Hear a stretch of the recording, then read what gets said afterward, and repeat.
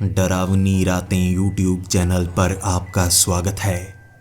भूत प्रेत पिशाच और शैतानों की रोमांचक कहानी आपको इस चैनल पर सुनने को मिलती हैं। अगर आपको ऐसी ही वीडियोस देखना पसंद है तो हमारे इस चैनल को सब्सक्राइब करना ना भूलें। तो हेडफोन लगा लें, कमरे की लाइट्स ऑफ कर लें, क्योंकि ये वक्त हो रहा है डरने का।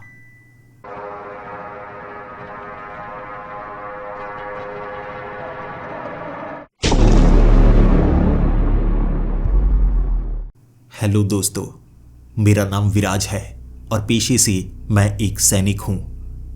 इस समय मैं भारतीय सेना में कार्यरत हूं और मौजूद हूं मणिपुर में।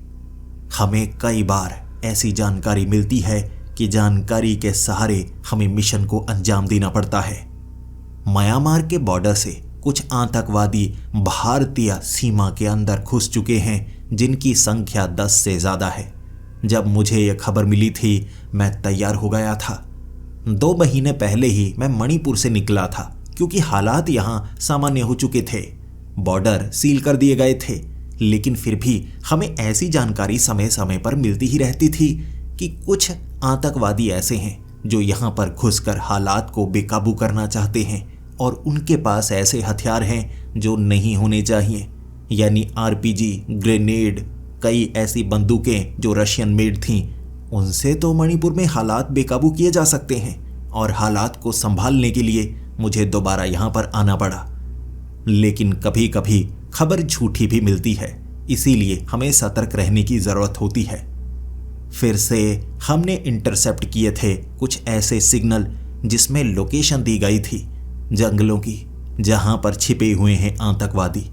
हमने भले ही उसे डिकोड कर लिया था, लेकिन ये दुश्मनों की एक चाल भी तो हो सकती है। टीम को मुझे लीड करना था। मेरे पास 5 और सैनिक थे, लेकिन कभी कभी तो हम 5 लोग 50 लोगों पर भारी पड़ जाते हैं। लेकिन अगर सामने वालों ने जाल बिछाया हो, फिर आप क्या करेंगे? अगर आपको बुलाया गया हो तो? मैंने अपने सीनियर्स को कहा था, लेकिन उन्होंने कहा कि मिशन को अंजाम तो देना ही पड़ेगा। आसपास कुछ गांव हैं, कैजुअलिटीज बिल्कुल नहीं होनी चाहिए। हमें सिर्फ टेररिस्ट की जानकारी ढूंढकर निकालनी है। हम 6 लोग जंगल के उसी रास्ते से उन गांवों की तरफ बढ़ रहे थे, लेकिन हमारे पास कुछ ऐसे हथियार थे जो बैग में हमने डाले हुए, और लोगों को हम पर शक होने लगा था। कुछ लोग ऐसे होते हैं जो रुपयों में बिक जाते हैं, और उन आतंकवादियों को हमारे वहां आने की जानकारी अगर मिल गई, वो तैयार भी तो हो सकते हैं। भले ही हमने कपड़े सामान्य पहने हुए थे, यानी कि सिविलियन कपड़ों में हम इस मिशन को अंजाम देना चाहते थे, लेकिन बड़े बड़े बैग टांगे कंधों पर हम सैनिकों की तरह ही लग रहे। हथियारों को तो ले जाना ही था। जंगल के घने इलाके में पहुंचने के बाद वक्त रात का हो चुका था, और हमें एक पेड़ के पास छिप कर रहना था, और कैमोफ्लेज करने में हम माहिर हैं। हमने एक खड्डा खोदा, पत्तियां इकट्ठी की और खड्डे के बीच छिप गए। ऊपर से पत्ते डाल लिए। रात हमने गुजार ली थी। जानवरों की आवाज़ें, पंछियों की आवाज़ों के सिवा हमें और कोई आवाज़ सुनाई नहीं दी। अब सिर्फ 20 किलोमीटर आगे बढ़ना था, और इस 20 किलोमीटर के अंदर अंदर ही उन आतंकवादियों का ठिकाना है, ये जानकारी हमें मिली थी। यहाँ पर हम वॉकी टॉकी का इस्तेमाल नहीं कर सकते, रेडियो सिग्नलिंग भी नहीं कर सकते, क्योंकि दुश्मनों को पता लग सकता है। उस जगह पहुंचने के बाद कुछ ऐसे टूटे फूटे टेंट मिले जो इस बात का सबूत दे रहे थे कि यहाँ पर कुछ समय पहले कोई ना कोई तो मौजूद था। लेकिन फिर भी छिपते छिपते हमने आगे वाले वो नए टेंट देखे, और ये साफ हो गया कोई ना कोई यहाँ पर रह रहा है। वो आतंकवादी भी हो सकते हैं, ऐसा भी हो सकता है कोई स्मगलर यहाँ पर आए हों, क्योंकि हम स्मगलरों पर इस तरह गोलीबारी नहीं कर सकते। आतंकवादी जो देश की सुरक्षा के लिए खतरा है, हमें सिर्फ उन पर ही गोली चलानी है, और उससे पहले पहचान भी तो करनी है। ऐसा ना हो आसपास के गांव वाले यहाँ पर रहना शुरू कर चुके हों, इसे नया गांव बनाना चाहते हों। इसीलिए उस सामान को एक पेड़ के नीचे छिपाकर छोटी पिस्टल गन हमने अपनी टांगों के बीच छिपाई हुई, और हम आगे बढ़ रहे। 6 लोग बिखर चुके थे, और हमें बस एक दूसरे को इशारा करना था कि हालात सामान्य हैं या कोई आतंकवादी यहाँ पर नजर आ रहा है। जैसे जैसे हमने खंगाला, छिपे, उस कैंप में 25 लोग थे। वहां 25 लोगों के पास हथियार भी, और वो खतरनाक रशियन मेड हथियार थे। और इससे ये साफ हो गया, ये वो टेररिस्ट हैं जो सीमा पार करके यहाँ पर आए हैं, देश की सुरक्षा के लिए खतरा है और सिविलियंस को टारगेट करना चाहते हैं। यहाँ कई सिविलियंस गायब हो चुके हैं जो जंगल में लकड़ी काटने के लिए गए लेकिन वापस नहीं आए। हो सकता है उन पर किसी जानवर ने हमला किया हो, या इन आतंकवादियों ने उनका अपहरण कर लिया हो, या मार ही डाला हो। हमें अब यह साफ हो गया था कि उनके पास बंदूकें हैं। मेरी टीम चाहती थी कि हम पीछे जाएं, बड़े हथियारों का इस्तेमाल करें, लेकिन मैं उन्हें कहने लगा था अगर हम पीछे गए तो हो सकता है कोई ना कोई हमें देख ले, क्योंकि हम उस टेंट के अंदर तक घुस चुके थे, कैंप के कोने कोने को खंगाल चुके थे। 25 लोगों का हमने पता लगाया था और यहाँ पर बड़े बड़े कंटेनर्स भी छिपाए गए थे। उन कंटेनर्स में क्या होगा? मैंने अपने साथियों से पूछा था और इशारों इशारों में मुझे एक ही जानकारी मिली, हथियार ही होंगे और क्या हो सकता है। और मैंने उनकी बात मानी। फिर मेरे साथी कहने लगे थे कि हमें उन्हें भौचक्का करना होगा, जल्दी से गोलीबारी करनी होगी ताकि वो समझ ना पाए हो क्या रहा है। जिन जिन के पास हथियार हैं हम सीधा माथे पर गोली मारेंगे। ऐसे ही हम पिस्टल से वार करने लगे। पहले 6 आतंकवादियों को गिराना कोई मुश्किल काम नहीं था। हमारे पास चाकू थे, साइलेंसर लगी वो पिस्टल थी, बिल्कुल भी आवाज नहीं हुई और उन 6 को हमने ढेर कर लिया। बाकी 4 को ढेर करने में कुछ आवाज हुई और बाकी सतर्क हो गए। बाकी 5 को गिराने में थोड़ी मुश्किल हुई, लेकिन मेरे साथियों का निशाना पक्का है और पीछे से स्नाइपर राइफल वाला हमारा स्नाइपर बड़ा ही तगड़ा है। 20 लोगों को ढेर कर चुके थे और उसके बाद बस 4 बचे थे। एक शायद यहाँ कहाँ छिप गया होगा, लेकिन छिपा हुआ सबसे ज्यादा खतरनाक होता है, मैंने अपने साथियों को कहा था। 4 में से 2 को तो मैंने ही मौत के घाट उतार दिया। वो सरेंडर करना ही नहीं चाहते थे, बल्कि ग्रेनेड से हमला करने लगे। मेरे 2 साथी घायल हो चुके थे, लेकिन स्नाइपर ने उनमें से एक को मार गिराया। सिर्फ एक बचा था और बाकी दूसरा जो छिपा हुआ है। मैंने जैसे ही उस पर वार किया, उसने मुझ पर गोलियां चलानी शुरू कर दी। 2 गोलियां कंधे को छू कर निकल गई। मैं जख्मी नहीं हुआ था, किसी तरह से उसके माथे पर गोली चलाते ही मुझे लगा सब खत्म हो गया, ये मिशन पूरा हुआ। लेकिन तभी मेरे साथी ने कहा, वो देखिए सर, वो आखिरी टेररिस्ट। वो आखिरी टेररिस्ट एक 16 साल का बच्चा था। उसे भी आतंकवादियों ने अपने साथ रखा हुआ और मैंने अपनी पिस्टल को नीचे करके कहा, देखो बच्चे, तुम्हें हथियार उठाने की कोई जरूरत नहीं है, सरेंडर कर दो। मैं पूरी कोशिश करूंगा कि तुम्हें ज्यादा कोई नुकसान ना हो और तुम्हें सजा ना हो। देखो, अगर तुमने ये ग्रेनेड का इस्तेमाल किया उसके बाद तुम बचोगे नहीं और मैं नहीं चाहता कि तुम मरो। ग्रेनेड को नीचे रख दो, चुपचाप आगे की तरफ आओ और मेरी टीम बंदूकें नीचे कर लेगी, तुम पर कोई गोली नहीं चलाएगा। बच्चे आगे आ जाओ, बच्चे आगे आ जाओ, देखो कोई गलती मत करना। उसने गलती की। उसके एक हाथ में ग्रेनेड था, दूसरा हाथ उसने पीछे किया हुआ। वो ट्रेंड था धोखा देने में। उसे लगा होगा कि एक तो वो मार गिराएगा। जैसे ही पिछले हाथ से पिस्टल निकालकर उसने सीधा मेरी तरफ तान दी। मेरा दिमाग तेज था। वो पिस्टल वाला हाथ, उससे इतनी दूरी पर निशाना नहीं लगेगा, लेकिन मैं तो अपनी पिस्टल से वो निशाना लगा ही सकता हूं। मैं उसे मारना नहीं चाहता था। मैंने सीधा उसकी कलाई पर निशाना लगाया और जिस हाथ में उसके ग्रेनेड था वो ग्रेनेड नीचे गिर गया, लेकिन उस लड़के ने उसकी पिन निकाल दी थी। मैंने आवाज लगाई, बच्चे निकल, ग्रेनेड फट सकता है। उसने मेरी तरफ गोली तो चलाई थी, लेकिन जैसा मैंने सोचा था उसका निशाना पक्का नहीं था।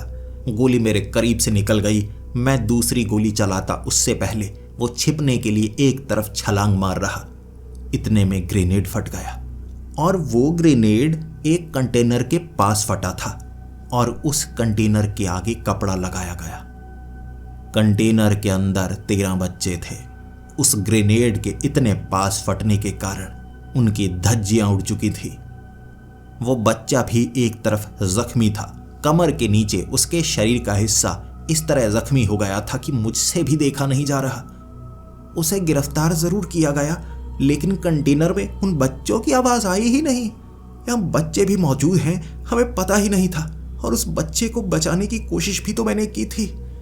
उसने पिन निकाल दी। 13 बच्चों की लाशें वहां पड़ी हुई जो ग्रेनेड के धमाके के कारण मारे गए थे। और मैं बार बार उस तरफ देखता और मेरे साथी कह रहे थे कि सर मिशन सक्सेसफुल हुआ। मिशन भले ही सफल हुआ, हमने हर एक आतंकवादी को या तो मार गिराया या एक को पकड़ लिया, लेकिन ये बच्चे बचाए जा सकते थे। मेरे लिए ये किसी सदमे के समान था। भले ही वापस आने के बाद सब मेरी तारीफें कर रहे थे, लेकिन मुझे मेरी काबिलियत पर शक होने लगा था। मैं कैसे समझ नहीं पाया कि कंटेनर में बच्चे हो सकते हैं। सब ने कहा हथियार होंगे, लेकिन आवाज भी नहीं आई और मुझे भी लगा कि हथियार ही हो सकते हैं। और धमाके के कारण वो मारे गए। उनके मुंह पर पट्टी बांधी गई थी, बाजुएं बांधी गई थी। उन्हें स्मगल किया जाना था, लेकिन ये एक बहुत बड़ी गलती थी। मैं इस गलती से उबर ही नहीं पा रहा था। और जब उन बच्चों की लाशों के पास हम देख रहे थे, मुझे एक घड़ी मिली थी। शायद एक बच्चे ने उस घड़ी को पकड़ रखा होगा। बड़ी अजीब पुरानी सी घड़ी थी, टूटी सी। वो घड़ी को मैंने हाथ में लिया। मेरी आंखों में से आंसू निकल आए थे। मैंने उस घड़ी को अपने हाथ में ही रखा। जब आप सदमे में होते हैं, आपको कुछ समझ में नहीं आता। वो पुरानी सी घड़ी थी जिसे अपने हाथ में पकड़े हुए मैं वापिस आ चुका था। मैं अपने कपड़ों के साथ उस घड़ी को भी टेबल पर रखते हुए आईने में 2 बार अपने सर को मारकर खुद को दोषी मान रहा था। मुझे उसके कलाई पर गोली नहीं चलानी चाहिए थी, मुझे उसके सर पर गोली चलानी चाहिए थी, लेकिन मैं उस बच्चे को भी तो मारना नहीं चाहता था। उसने पिन निकाल दी थी। अगर मैं माथे पर गोली मारता तो वो बच्चा मारा जाता, लेकिन बाकी बच्चे बच जाते। लेकिन क्या मैं गलत था या हालात गलत थे? मैं समझ ही नहीं पाया। यह एक सदमा ही था। मुझे वहां पर लगभग 20 दिन और रहना था, लेकिन कुछ दिनों में मेरे हालात बदतर से बदतर होने लगे। मुझे भयानक सपने आने लगे। हर बार मैं उसी स्थिति पर पहुंच जाता। कभी मैं बच्चे के सर पर गोली मारता तो किसी को मारा है, हर कोई मुझे यह कहता तुम कातिल हो। और जब मैं बच्चे की कलाई पर गोली मारता तो बाकी बच्चे मर जाते, तब भी सपने में सब कहते तुम कातिल हो। मैं गोली नहीं मारता तो मेरे माथे पर गोली लगती और मेरी लाश के सामने सब हंसकर कहते कायर था, बच्चे से गोली खा गया। हर तरफ मैं फंसा हुआ। मुझे इतने भयानक सपने कभी नहीं आए और मुझे लगने लगा था मैं ये काम नहीं कर सकता। अपना सामान समेटकर मैं बस निकलना चाहता था। मेरे सीनियर्स कह रहे कभी कभी हालात बेकाबू हो जाते हैं, हमारे हाथ में कुछ नहीं रहता। लेकिन मैंने उन्हें कहा वो सब कुछ ठीक है, लेकिन ऐसे समय नहीं निकल सकता। मैं जिंदा नहीं बचूंगा, मैं पागल हो जाऊंगा। मुझे कुछ समय अकेले रहना है। इसीलिए सेना से दूर आ गया मैं वापस अपने घर अकेलेपन में। लेकिन जो कपड़े मैं पैक करके लेके आया था उसमें से जब वो घड़ी निकलकर सीधा मेरे पैरों में गिरी, उस घड़ी को देखकर आंखों में आंसू आए जा रहे थे। ये मेरे साथ कैसे आ गई? गलती से मैंने इस घड़ी को पकड़ लिया। मुझे ये घड़ी वहीं पर दे देनी चाहिए थी। शायद वो बच्चों के घर वालों को किसी को पता होगा ये घड़ी किसकी है, लेकिन मैं वापस नहीं जाऊंगा। कोई साथी मेरा अगर यहाँ पर आया तो मैं उसे इस घटना के बारे में बता दूंगा कि मैं सदमे में था, इसीलिए घड़ी अपने साथ ले आया। टेबल पर रखी वो घड़ी ऐसा लग रहा था जैसे जिंदा हो, मेरी तरफ देखे जा रही थी। एक निर्जीव चीज। मुझे उससे डर लग रहा था। मुझे लग रहा वो घड़ी मुझे कह रही है तुम्हारा समय खराब नहीं है, तुम खराब थे, ये तुम्हारी गलती है, तुम कातिल हो। 13 बच्चों को मारा तुमने और एक को अपाहिज कर दिया। लेकिन मैं कैसे जवाब दूं एक निर्जीव घड़ी को? उस रात मैंने बहुत ज्यादा शराब पी थी और उस घड़ी से बातें करता रहा। पागल था मैं, घड़ी से कौन बातें करता है? मैंने की थी, मैंने उस घड़ी से बातें की थी। उस रात मैं टेबल पर ही सो गया था। अगली सुबह जब मेरी नींद खुली, मैंने अपना टेबल देखा। उस टेबल के ऊपर कुछ नहीं था। वो टेबल तो साधारण ही, जैसे मेरे कपड़े कहीं गायब हो गए हों। मैंने इधर उधर अपने कपड़े, अपना बैग खंगालने की कोशिश की, लेकिन मेरा बैग वहां पर मौजूद नहीं था। और उसके बाद मुझे मेरे एक साथी का फोन आया। सुबह सुबह, तुम कहाँ चले गए? इस समय तुम्हें यहां होना चाहिए, तुम बिना रिपोर्टिंग किए निकल कैसे गए?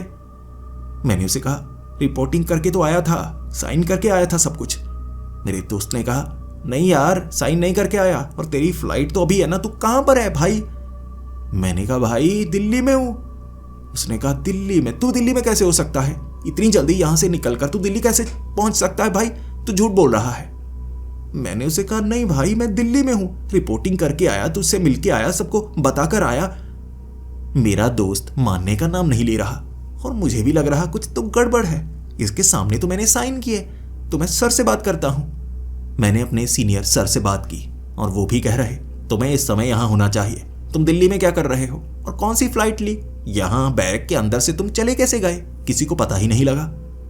मैं उन्हें बताने की कोशिश कर रहा था, लेकिन कोई मेरी बात मानने को तैयार ही नहीं। अचानक मैंने जब टीवी लगाया, वहां पर न्यूज आ रही थी और मुझे डर था ये वो न्यूज ना हो, उसे कैसे देख पाऊंगा। लेकिन हैरान हो गया मैं, सामने समय को देखकर, तारीख को देखकर। ये कैसे हो सकता है? आज 8 तारीख होनी चाहिए, ये 7 तारीख कैसे है? सच में तारीख जैसे बदल गई। लेकिन उसके बाद मैंने न्यूज़पेपर देखा, घड़ी को देखा, मोबाइल को देखा। ये तारीख पीछे कैसे हो गई? मैंने इस दिन को जिया है जैसे मैं इतिहास में चला गया, भूतकाल में। ये पागलपन है, ये फिल्म थोड़ी ना चल रही है। सच्चाई क्या है? उसके बाद मैं भागकर पड़ोसियों के पास गया और उनको कहने लगा कि देखिए, मेरी घड़ी भी खराब है, मोबाइल भी खराब है, टीवी भी खराब हो गया। और मेरे पड़ोसियों ने बताया कि आप यहाँ कब आए? मैं उनसे सबसे पहले मिला था, लेकिन उन्हें कुछ याद ही नहीं। और उन्होंने मुझे जो तारीख बताई, ये वो तारीख हो ही नहीं सकती। ऐसा कैसे हो गया? जैसे मैं एक दिन पीछे चला गया या हर चीज अपने आप एक दिन आगे हो गई। क्या हो रहा है ये? उसके बाद घर आकर मैंने दोबारा टीवी चलाया और टीवी पर जो न्यूज चल रही थी, कल मैंने वहां अपने बैरक में इस न्यूज को देखा था। ये तो कल की न्यूज है। हाँ जी, ये ब्रेकिंग न्यूज में क्यों चल रहा है? पुरानी न्यूज क्यों दिखाई जा रही है? सब कुछ बदल चुका था। मैंने अपने दोस्त को फोन लगाकर ये बात कही और उसने मुझे पागल कहा और कहा, यार उस घटना के बारे में भूल जा भाई, तू पागल सा होने लगा है, कैसी हरकतें करने लगा है, बिना रिपोर्टिंग के जा रहा है, ये टाइम ट्रेवल की कैसी पागलपन की कहानी सुना रहा है। टाइम ट्रेवल कैसे किया तूने? तू पीछे आ गया, क्या हुआ? मैंने कहा, मैं बस सोया था, और उसने फोन काट दिया। लेकिन मुझे भी लग रहा था जैसे मैं समय में पीछे आ गया हूं। स्टॉक मार्केट में इन्वेस्ट किया करता था छुट्टियों में जब यहां पर आया होता, लेकिन कभी कभी उसे फॉलो जरूर किया करता। कल की सारी घटनाएं जो मैं जी चुका था मेरी आंखों के सामने घट रही थी। किस स्टॉक का प्राइस किस समय कितना ऊपर जाने वाला है मुझे पहले से पता था। ये होना असंभव है, लेकिन अब मुझे पता जरूर करना था। मैं उस घड़ी को ढूंढने लगा कि मेरी घड़ी कहां पर मौजूद है। घर में मेरा सामान मौजूद नहीं था। मैंने अपने दोस्त को फोन लगाया और उसने बताया मेरा सामान बैरक में है। मेरी आंखें फटी की फटी रह गईं और दोपहर की फ्लाइट लेकर मैं सीधा शाम के वक्त वहां पहुंचा और मुझे मेरा सामान वहीं पर मिला। मेरे बैग में मेरी वो घड़ी थी, वही घड़ी जो मुझे उस जगह मिली थी जहां आतंकवादियों से मुठभेड़ हुई थी। उस घड़ी को मैं देखने लगा। थी बड़ी ही अजीब अजीब सी धातुओं से बनी हुई। ऐसा लग रहा कई धातुओं को मिश्रित किया गया हो। टूटी फूटी पुरानी सी घड़ी जिसकी सुइयां भी टेढ़ी हो चुकी थी, जैसे किसी धमाके के कारण वो धातु थोड़ी टेढ़ी हो गई हो। इस घड़ी के कारण कुछ हुआ है। वैसे ऐसी घटना तो मैंने फिल्मों में देखी है, जब समय आगे या पीछे हो जाता है। क्या इस घड़ी ने ऐसा कुछ किया? मैं शराब के नशे में धुत था, उसी में शायद ये सब हो गया। उसके बाद मैं उस घड़ी को अपने सीनियर को दिखाना चाहता था, लेकिन रात के वक्त जो मुझे डांट पड़ी, मैं उस डांट को भूल नहीं सकता। सबका कहना था कि मैं यहां से चला कैसे गया बिना रिपोर्टिंग किए। लेकिन उन्हें जो कहानी मैं बता रहा वो मुझे पागल कह रहे। हर किसी का मानना था अब मैं इस काम के लिए काबिल नहीं हूँ, इसीलिए रात के वक्त मेरा झगड़ा हो गया। मैं वहीं शहर में निकलने वाला था। मुझे लगता है मुझे यहाँ कुछ समय रुकना चाहिए, उसके बाद मैं दिल्ली के लिए निकलूंगा। रात के वक्त एक छोटे से घर में रुका हुआ था। जानते थे मुझे वो लोग, गांव के वो लोग बड़े अच्छे थे। रात को नींद कब आ गई मुझे पता नहीं चला। सर में बहुत दर्द हो रहा था। मुझे लगता है ये एक भयानक सपना था जो पीछे रह जाएगा, लेकिन वो इतिहास जिसे मैं बदल नहीं सकता वो तो मेरे साथ चलेगा ना। मैं कातिल नहीं हूँ, लेकिन मेरा मन मुझे कातिल कहता है। ये सोचते सोचते कब मेरी आंख लग गई मुझे पता नहीं चला। अगले दिन जब मेरी नींद खुली मैं उस घर में नहीं था, मैं अपने बैरक में था। जब उठा मैं हड़बड़ी में उठा था और मैंने अपने साथियों को देखा और मैं हल्का सा मुस्कुराकर कहने लगा, मुझे यहाँ उठाकर क्यों लेकर आए हो? और मेरा वो दोस्त कहने लगा, भाई तू पागल है, एक तो तू 4 बजे उठ गया है और अब कह रहा है मुझे उठाकर कौन लेकर आया? भाई तुझे उठाकर कौन लेकर आएगा, तू पागल है। उसके बाद मैं हैरानीजनक तरीके से वहां बैठा हुआ सोच रहा, तो मुझे यहाँ कौन लेकर आया? और मेरे दोस्त ने कहा, लेकर कौन आएगा, कल अबे मेरे साथ ही तो यहीं पर सोया था तू। मैं सोच में पड़ा हुआ कि मैं यहाँ कैसे आया। उसके बाद सबसे पहला ख्याल मेरे दिमाग में यही आया। मैंने अपने दोस्त को कहा, भाई तारीख क्या है, तारीख क्या है? और उसने कहा 6 तारीख। बस मेरे हाथ पांव फूल गए। 8 तारीख से मैं 7 तारीख को आ गया, 7 तारीख से मैं 6 तारीख को कैसे आ गया? मोबाइल चेक किया, घड़ी देखी मैंने, समय पीछे हो चुका था। मैं और एक दिन पीछे आ गया। ये क्या चल रहा है? मैं अपने बैरक से बाहर निकला था। अभी काफी अंधेरा था, लेकिन ज्यादातर सैनिक उठ चुके थे। सुबह सुबह ग्राउंड में राउंड लगाने की बारी थी, लेकिन बाहर निकलते ही मेरे हाथ पांव फूले पड़े थे। मुझे घबराहट होने लगी थी। मैंने अपने सीनियर से बात करने की कोशिश की और उन्हें इसके बारे में बताना चाहा कि कल भी मैंने आपसे बात की है। कल के बारे में उन्हें पता ही नहीं था। अपने दोस्तों से जो बात की थी मैंने, अपने सीनियर से जो झगड़ा किया था, वो सब तो एक दिन बाद होगा ना। एक दिन पीछे आ गया मैं। यकीन कोई कैसे करेगा? मैं खुद पर यकीन नहीं कर पा रहा था। उस दिन मैं ग्राउंड में भाग जरूर रहा था, लेकिन सोच में पड़ा हुआ। फिर मेरे दिमाग में ख्याल आया, वो घड़ी कुछ कर रही है, उसमें गड़बड़ है, कोई ना कोई तो गड़बड़ है। उसके बाद ग्राउंड से निकलकर सीधा मैं अपने बैरक में आया और सबसे पहले मैंने उस घड़ी को निकाला, देखने लगा। मैंने उस घड़ी की सुई घुमाने की कोशिश की, बटन दबाने की कोशिश की, हर चीज करना चाहता था ताकि सब कुछ अपने आप ठीक हो जाए, लेकिन सब कुछ ठीक नहीं हो रहा था। जैसे उस घड़ी में कुछ तो ऐसा था जिसने मेरे समय को बदल दिया है। 2 बार 2 दिनों तक मैं पीछे चला गया हूं। अब आगे कुछ बुरा ना हो, लेकिन ये सब कुछ मेरे सोने के बाद होता है। ऐसा तो नहीं जब मैं सोता हूं कुछ ऐसा होता है जो मैं समझ नहीं पा रहा हूं। दिन मैंने ऐसे ही गुजारा था और मुझे लगा मैं अपनी जेब में एक चिट्ठी डालूंगा या अपने शरीर के ऊपर कुछ गोद लूंगा। मैंने एक ब्लेड से अपनी बाजू पर तारीख लिखी थी। रात के वक्त मेरे साथियों से मेरा झगड़ा हो गया था, क्योंकि एक सैनिक ऐसा पागलपन तो नहीं करता, लेकिन मेरे साथ जो हो रहा था वो पागलपन से भी ज्यादा परे था।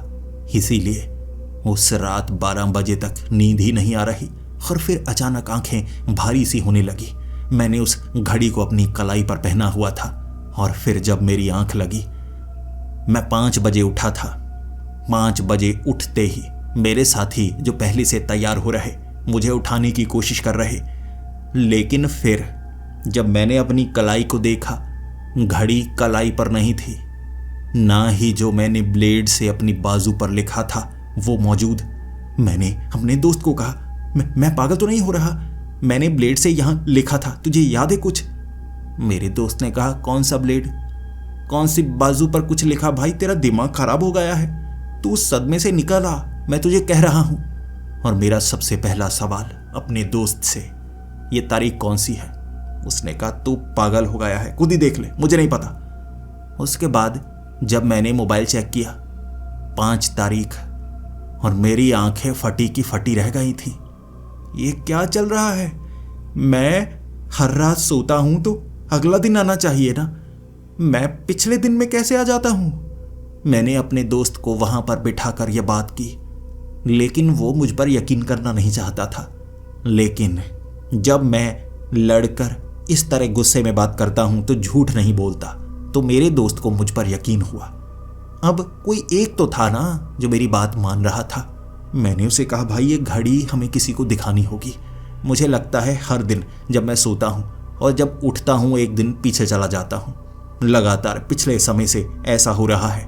मुझे 3 दिन आगे जाना चाहिए था, लेकिन मैं 3 दिन पीछे आ गया। ये कैसे हो रहा है? मेरे दोस्त ने एक तरकीब ढूंढ निकाली।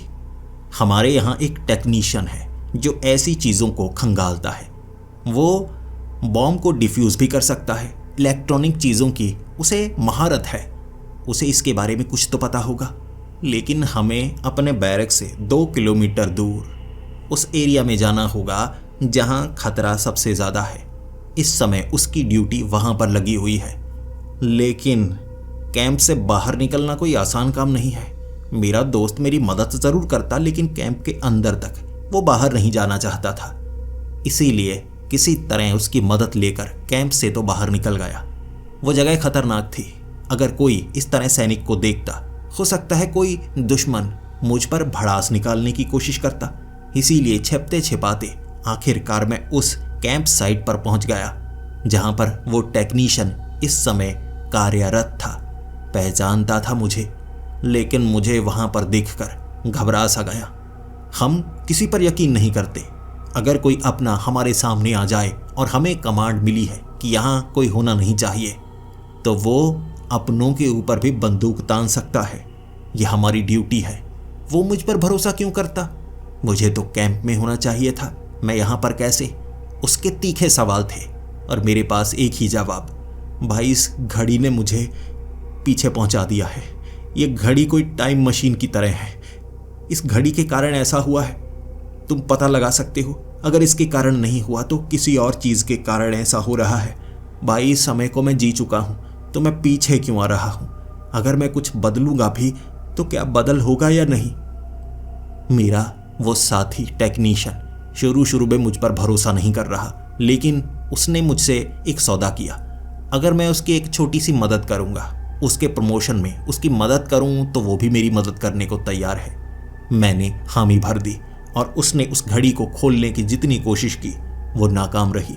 वो खुद हैरान था। उस घड़ी को काटा ही नहीं जा सकता, ये धातु कौन सी है? हैरानी में उसने वो घड़ी अपने पास रखी और कहा, भाई ये धातु सच में कमाल की है, जादुई धातु है। देख, मैं ड्रिल करने की कोशिश कर रहा हूँ, हो नहीं रही। मैं घिसाकर इसे थोड़ा काटने की कोशिश कर रहा हूँ, हो नहीं रहा। ऐसी कौन सी धातु आ गई भाई? स्टील से नहीं कट रही, देख सही। मैंने उसे कहा, तो इसे खोला नहीं जा सकता? तू मुझे बता भाई, मैं समय में पीछे कैसे जा रहा हूँ? उसने मुझे धोखा दिया। यह घड़ी उसने सीनियर्स को दे दी। उस धातु पर निरीक्षण करना है ये कहकर उसकी प्रमोशन तो पक्की हो गई बिना मेरी मदद के। लेकिन मैं तो मुसीबत में फंस गया ना, इसीलिए मेरा उससे झगड़ा हुआ और मैं कैंप से बाहर कैसे आया? मुझे गिरफ्तार किया गया और उसके बाद कैंप में वापस भेजा गया, लेकिन छोटी जेल में। जब कोई बड़ी गलती करता है तो यहाँ छोटी मोटी सजा मिलती ही है। छोटी जेल जो कि कैंप के अंदर थी, कोई सैनिक गलती करे तो उसे 1-2 दिन उसमें बिताने पड़ते हैं और जो भी घटना उसके साथ हुई है उसे सच बतानी होती है। इसे इंटेरोगेशन रूम कह सकते हैं। मुझे उसमें बंद किया गया। वक्त रात का हो चुका था और इंटेरोगेशन अगले दिन होनी थी। मेरे पास घड़ी नहीं थी और मैं इसी चीज़ से डर रहा। अगर मेरे पास घड़ी नहीं है, क्या सच में अगला दिन आएगा या पिछला दिन आएगा? यह जानने के लिए मुझे सोना पड़ा। और सोने के बाद जब मैं उठा, सबसे पहला सवाल उस सेल को आगे से सुरक्षित रखे हुए उस गार्ड से मैंने पूछा था, ये तारीख कौन सी है? और उसने कहा था 4 तारीख। तो कर क्या रहा है? मैंने कहा 4 तारीख? तो मैं सेल में कैसे? और अचानक जब मेरी आंख खुली, असल में मैं उस सेल में था ही नहीं। ये एक अजीब सा सपना था।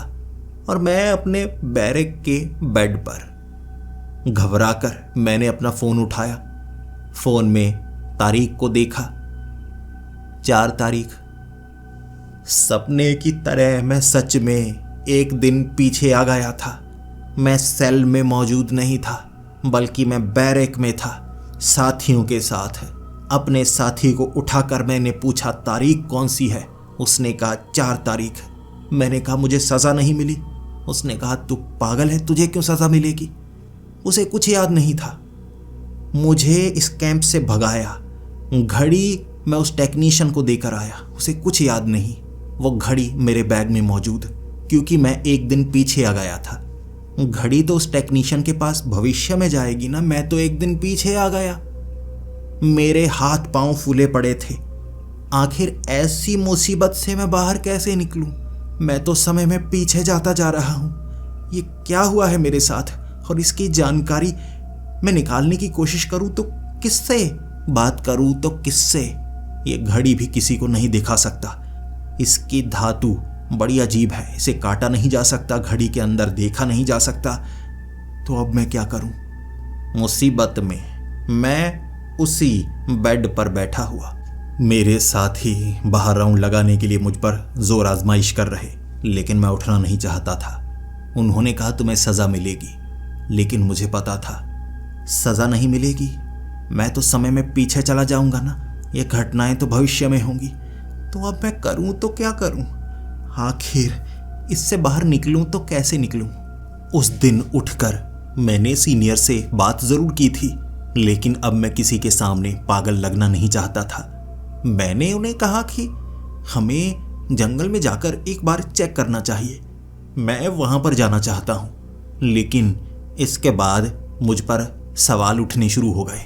उन्हें लगने लगा मैं किसी कारणवश जंगल में जाना चाहता हूं। मैं बस जानना चाहता था कि मेरे साथ जो हुआ है मैं उसे ठीक कैसे करूं। लेकिन मेरे सीनियर्स को शक होने लगा कि मैं गद्दार हूं, मैं किसी से मिलने के लिए जाना चाहता हूं। इसीलिए मुझे दोबारा सेल में डाल दिया गया। वो दिन मेरा ऐसे ही गुजरा था और अगली सुबह फिर से मैं बैरक में। तारीख 3 थी। समय फिर से पीछे हो गया था और अब मुझे सुबह सुबह लगा कि मुझे सबसे पहले तो कैंप से बाहर निकलना होगा। मुझे उसी जगह जाना होगा। यकीनन वहां जाने के बाद कुछ ना कुछ तो ऐसा होगा जिससे मैं समय को ठीक कर पाऊं।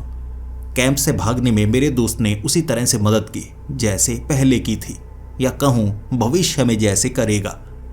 मैं उस कैंप से बाहर निकला, गाड़ी लेकर जंगल के पास पहुंचा था। मददगार कोई बन गया था।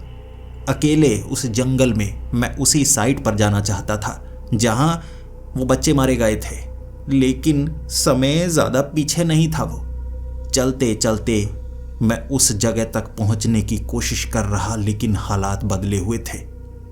पेड़ कुछ अजीब से थे, हवा काफ़ी तेज चल रही। अचानक आंधी आ गई थी। इतनी तेज हवा कि वहां पेड़ों को पकड़कर रुका जा सकता था। अगर मैं कहीं खड़ा हो जाता तो मैं खिंच जाता उस हवा के झोंके में।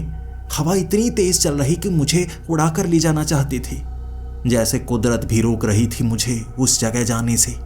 लेकिन वो घड़ी को अपने हाथ में पकड़े एक बार उसी समय पहुंचना चाहता था, उसी जगह पहुंचना चाहता था। लेकिन उस जगह पहुंचने में मुश्किल हुई। रास्ते में मुझे कुछ गांव वाले मिल गए जो सेना के लोगों को पसंद नहीं कर रहे थे। वो लोग गद्दार नहीं थे, लेकिन कुछ छोटे मोटे हादसों के कारण ऐसे गांव वाले किसी सैनिक को इस तरह देखते तो उस पर गुस्सा जरूर करते। मैं उस इलाके में था जहां उन गांव वालों से, उन लोगों से हमने बात करके रखी थी कि सैनिक इस जगह कभी नहीं आएंगे। लेकिन मुझे अकेले में पकड़कर गांव वालों ने पीटना शुरू कर दिया और बचने के लिए मुझे भी हाथापाई करनी पड़ी। फिर मैं वहां से बड़ी मुश्किल से निकला, लेकिन मैं उस जगह तक पहुंचना चाहता था। समय काफ़ी ज़्यादा हो गया।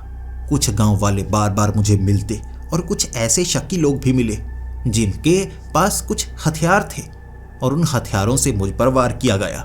रात होने से पहले पहले मैं वहां तक नहीं पहुंच पाया, लेकिन मुझे लग रहा था अगर मैं सोऊंगा नहीं तो कुछ होगा नहीं। 12 बजे आंखों में इतनी नींद भर गई, टांगे काम नहीं कर रही, जैसे मैं बेहोश हुआ था। और जब मेरी नींद खुली, मैं बैरक में था। 2 तारीख हो चुकी थी।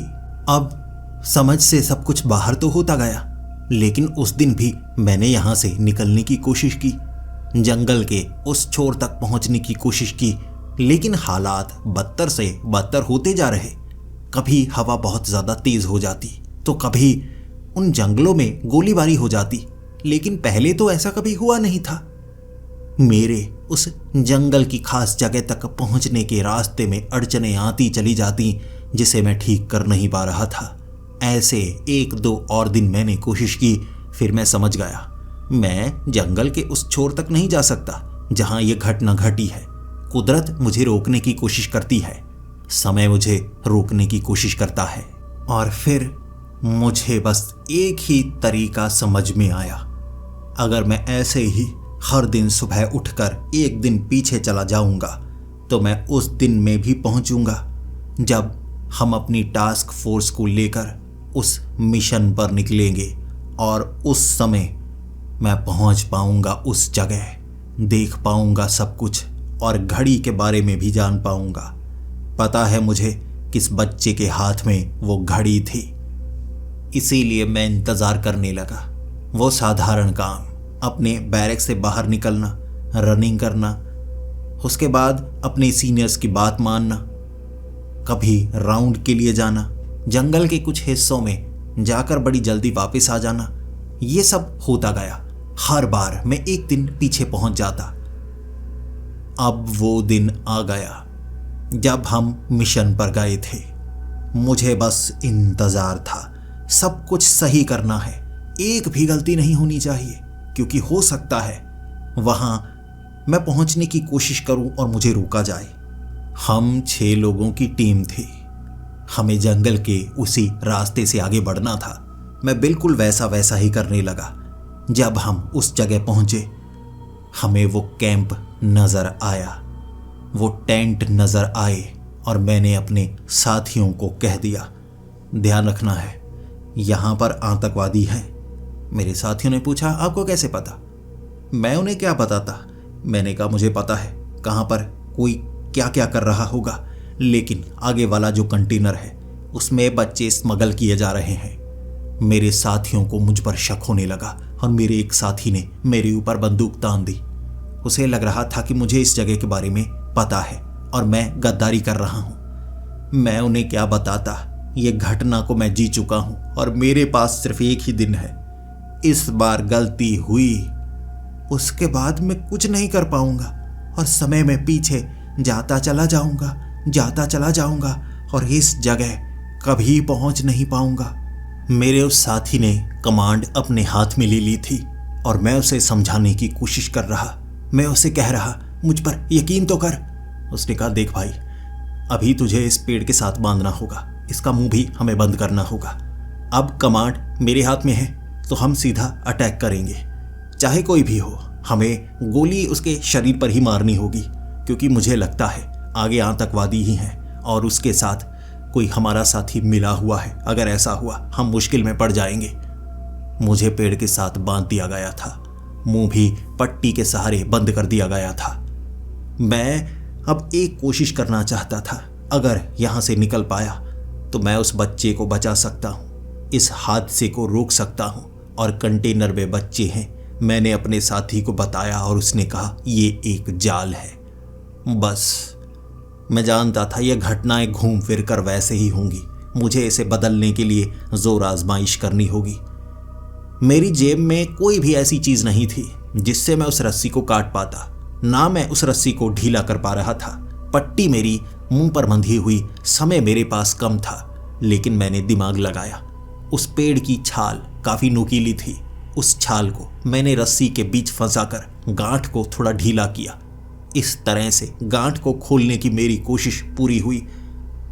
हाथों को ढीला करने के बाद पट्टी मुंह से हटाई, पैरों की रस्सियों को खोलकर मैं आजाद था, लेकिन मेरे पास कोई हथियार नहीं था।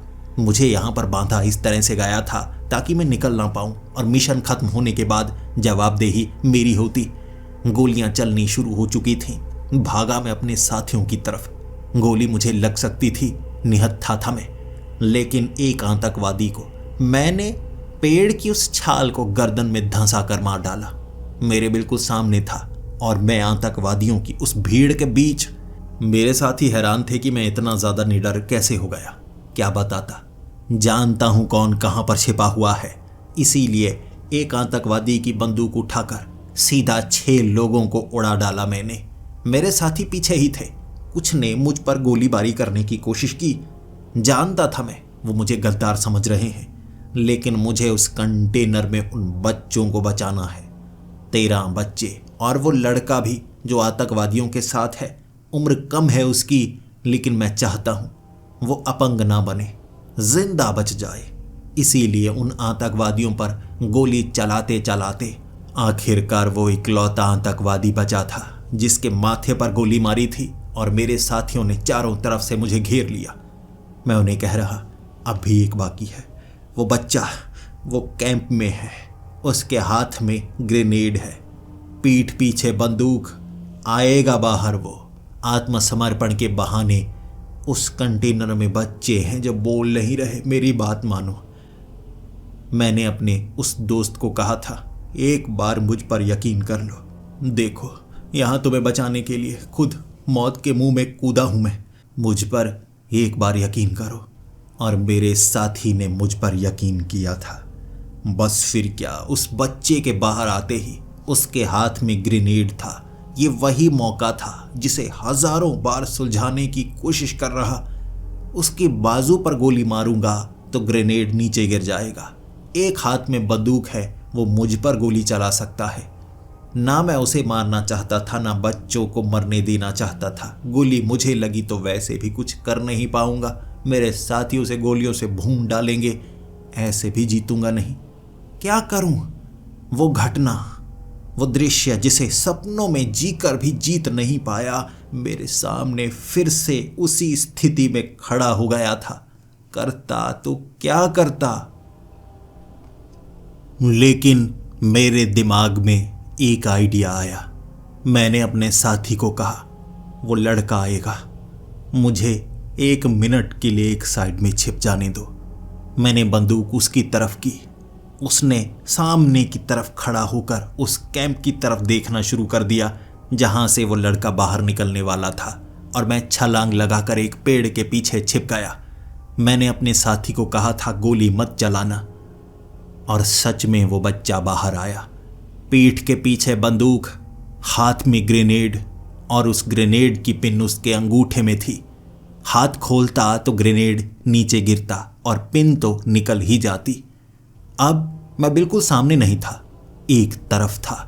वो आगे बढ़ता जा रहा, पीठ पीछे वो बंदूक छिपाए हुए मेरे साथी के सीधा माथे पर निशाना लगा सकता था। मेरे पास समय कम था, लेकिन इस बार दिशा बदली हुई।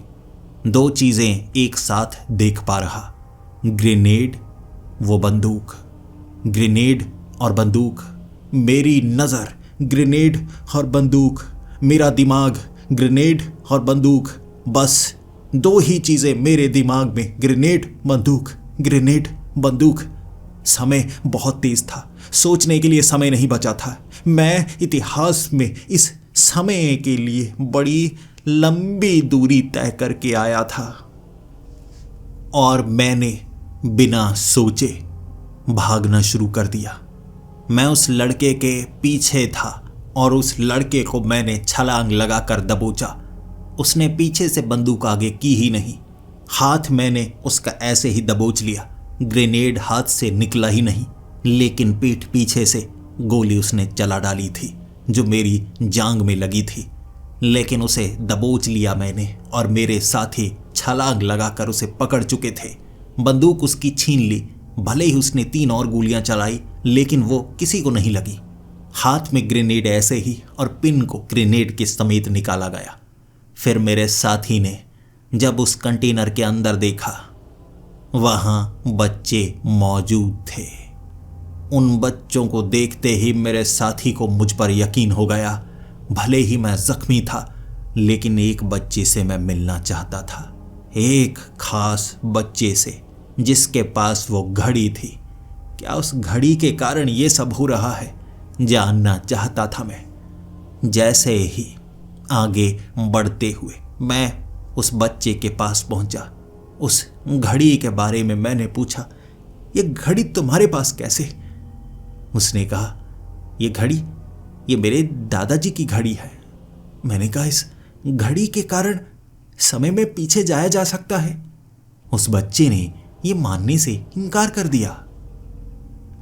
और मेरा साथी पूछ रहा, तुम्हें ये सब कैसे पता?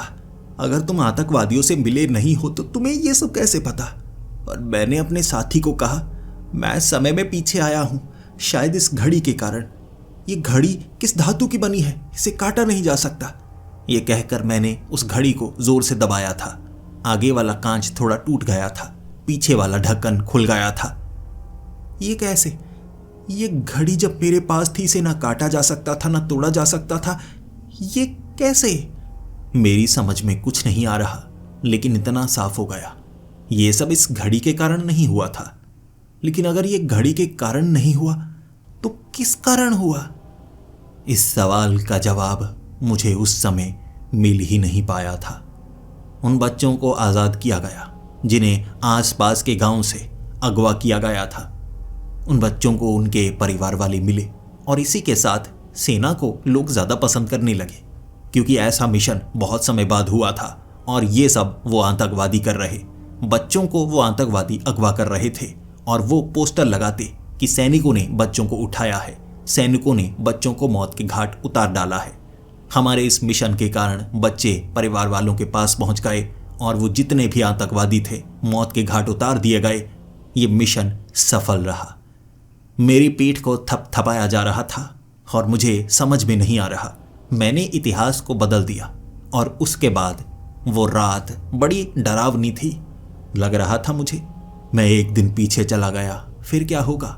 शायद मैं पीछे जाता ही चला जाऊंगा। लेकिन जब मेरी नींद खुली, ये अगला दिन था। भविष्य बदला जा चुका था, सब कुछ बदला जा चुका था। मेरी जिंदगी की वो गलती मैं ठीक कर चुका था और खुश था। लेकिन एक सवाल जो मेरे मन में रह गया, ये सब कैसे हुआ? किस कारण हुआ? क्या इतिहास बदलना ही था? अगर ऐसा है तो हर किसी के साथ ऐसा क्यों नहीं होता? मेरे साथ ही ऐसा क्यों हुआ? कौन सी ताकत थी जिसने ये सब करवाया? इस सवाल का जवाब ढूंढने की कोशिश की मैंने। 6 महीने कोशिश करता रहा, लेकिन मुझे इसका जवाब मिल ही नहीं पाया था। और जब मैं उन गांव वालों से मिलने के लिए गया था, उस बच्चे से भी मिलने के लिए गया, उस घड़ी को दोबारा देखना चाहता था जिसे मैंने ठीक करवा दिया था।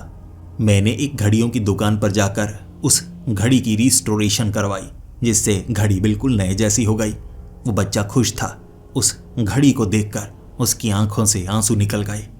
फिर मैंने वैसे ही उदासी में एक सवाल पूछा। मुझे लगता था कि ये घड़ी समय यात्रा करती है, हमें समय में पीछे लेकर जाती है। मुझे कुछ ऐसी घटनाओं के बारे में पता है जो मेरे साथ घटी हैं। मुझे लगता था वो घड़ी से जुड़ी है, लेकिन मुझे उसका जवाब कभी नहीं मिलेगा, इतना मैं जान गया हूं। और उस बच्चे ने कहा था, शायद उस सवाल का जवाब मैं आपको दे पाऊं। मैंने पूछा था उससे, कैसे? मैं तुम्हें कुछ बताऊंगा भी, तुम समझ नहीं पाओगे। लेकिन वो बच्चा मुझे गांव के मुखिया के पिता के पास लेकर गया था, जो यहां झाड़ फूक किया करते थे और कुछ ऐसी बातों के बारे में उन्हें पता था जो किसी और को नहीं पता। उसने बताया कि बच्चों को उस जगह अगवा करके रखा गया था जो जगह बहुत पवित्र थी। वहां 12 पीपल के पेड़ हैं जो जंगल के उस हिस्से को सुरक्षित करते हैं, और कहते हैं 12 पीपल के पेड़ों के बीच की वो जो जमीन है वो समय की देवी की जमीन है। किसी समय उसे इतना पवित्र माना जाता था कि शरीर में अगर कोई भी बीमारी हो, किसी के साथ कुछ बुरा हुआ है, उस जमीन पर जाकर वो सब कुछ ठीक कर सकता था। बीमारी भी ठीक कर सकता था, बुरी घटना भी ठीक कर सकता था। मैंने उनसे पूछा, लेकिन जो मेरे साथ हुआ क्या घड़ी के कारण नहीं, उस जमीन के कारण हुआ होगा? मैंने अपने बारे में कुछ बताया और उन्होंने कह दिया, अपनी बात खुद तक रखनी चाहिए। समय हमें मौका जरूर देता है, और वो जो जमीन है वो पवित्र जमीन है। आपकी गलती आपको मौका बनकर दोबारा सामने ठीक करने के लिए दी गई। आपने सब कुछ सही किया और यकीनन अब आप समझ भी गए होंगे। और सच में मुझे जवाब मिल गया। मैं एक दिन पीछे जाता चला गया। वो घड़ी के कारण नहीं था, शायद समय की देवी के कारण था। लेकिन खुशी है मुझे, मैंने जो किया बिल्कुल सही किया। जानता हूं मेरी इस कहानी पर कोई यकीन नहीं करेगा, लेकिन मेरी एक बात मानिए, कुदरत बड़ी कमाल की है। जब आपको लगता है कि आपके पास कोई रास्ता नहीं बचा है, एक नया दरवाजा खुल जाता है। एक बार सोच कर देखिए, समय से परे भी ऐसे दरवाजे हैं, ऐसे तरीके हैं कुदरत के पास। जो गलत हुआ है उसे ठीक किया जा सकता है। भरोसा रखिए, कभी कभी मौका हमारी आंखों के सामने ही होता है।